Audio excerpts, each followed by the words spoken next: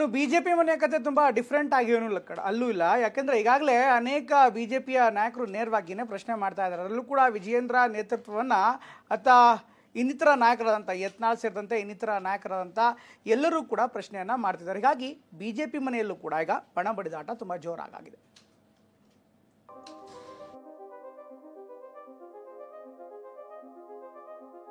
Leadership ಸರಿಯಲ್ಲ.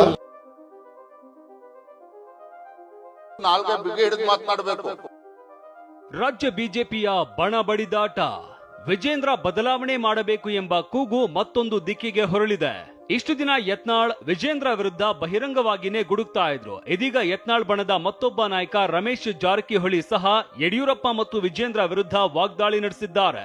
BJP ಪಕ್ಷವನ್ನ ಒಪ್ಪುತ್ತೇನೆ, ಆದ್ರೆ ವಿಜೇಂದ್ರನನ್ನ ಒಪ್ಪೋದಿಲ್ಲ ಅಂತಿದ್ದಾರೆ.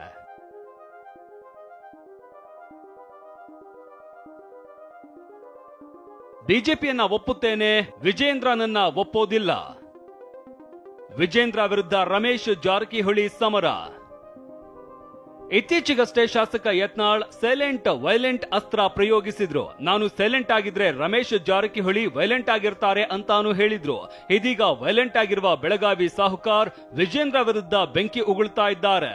ಬಿಜೆಪಿಯನ್ನ ಒಪ್ತೀನಿ, ಆದ್ರೆ ವಿಜೇಂದ್ರನನ್ನ ಒಪ್ಪೋದಿಲ್ಲ ಅಂತಿದ್ದಾರೆ. ಇದಕ್ಕೆ ತಿರುಗೇಟು ಕೊಟ್ಟಿರುವ ವಿಜೇಂದ್ರ ನಾಲಿಗೆ ಬಿಗಿ ಹಿಡಿದು ಮಾತನಾಡಿ ಅಂದಿದ್ದಾರೆ. ಲೀಡರ್ಶಿಪ್ ಸರಿಯಲ್ಲ. ಕೊನೆಗೆ ಹೈಕಮಾಂಡ್ ಏನ್ ತಿಳಿದವ್ರು ಮಾಡಿದ್ರೆ ಗೊತ್ತಿಲ್ಲ. ಅವ್ರು ಏನ್ ಇರೋದು ನಮ್ಮ ಬರ್ತದೆ, ಹೈಕಮಾಂಡ್ ಏನಂತ ಗೊತ್ತಿಲ್ಲ.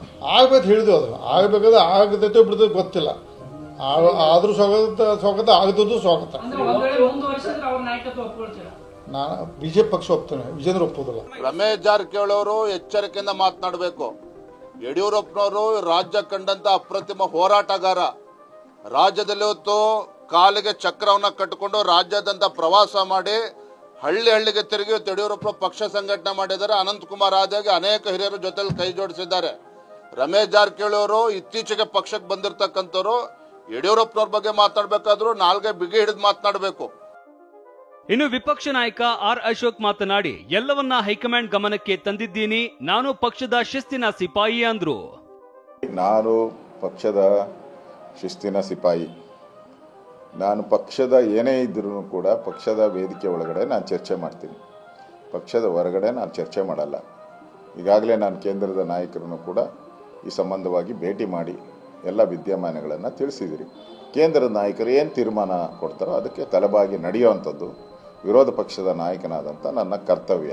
ಪಾರ್ಟಿಯ ಸಾಮಾನ್ಯ ಕಾರ್ಯಕರ್ತನಾಗಿ ನನ್ನ ಕರ್ತವ್ಯವನ್ನು ಮಾಡ್ತೀನಿ. ಬಿಜೆಪಿ ಮನೆಯಲ್ಲಿನ ಬಣ ಬಡಿದಾಟ ತಾರಕಕ್ಕೇರುತ್ತಲೇ ಇದೆ. ಒಂದೊಂದೇ ಮಗ್ಗುಲಿಗೆ ಹೊರಳ್ತಾ ಇದೆ. ವಿಜೇಂದ್ರ ವಿರುದ್ಧ ಶಾಸಕ ರಮೇಶ್ ಜಾರಕಿಹೊಳಿ ಅಗ್ರೆಸಿವ್ ಆಗಿ ಮಾತನಾಡ್ತಾ ಇದ್ದಾರೆ. ಹಿರಿಯ ನಾಯಕರು ಮಾತ್ರ ಸದ್ಯದಲ್ಲೇ ಎಲ್ಲವೂ ಬಗೆಹರಿಯುತ್ತೆ ಅನ್ನೋ ವಿಶ್ವಾಸದಲ್ಲಿದ್ದಾರೆ. Bureau report, TV9.